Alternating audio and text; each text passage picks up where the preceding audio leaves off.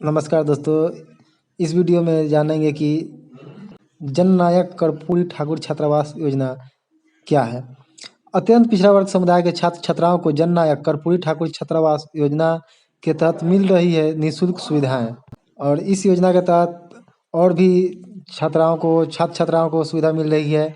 जैसे आगे एक नोटिफिकेशन है उसमें दिखाया जाएगा, तो वीडियो में बने रहिए। वीडियो को लाइक जरूर कीजिएगा, चैनल को सब्सक्राइब जरूर कर दीजिएगा। तो देख सकते हैं पिछड़ा एवं अति पिछड़ा वर्ग कल्याण विभाग जननायक कर्पूरी ठाकुर छात्रावास योजना अत्यंत पिछड़ा वर्ग समुदाय के छात्र छात्राओं को पठन पाठन की सुविधा के लिए 100 आसन वाले छात्रावास संचालित है।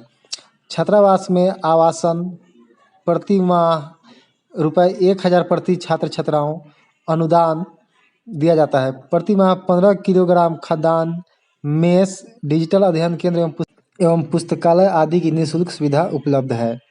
छात्रावास में नामांकन हेतु संपर्क करें संबंधित जिला के उप विकास आयुक्त, जिला पिछड़ा एवं अति पिछड़ा वर्ग कल्याण पदाधिकारी एवं छात्र अधीक्षक।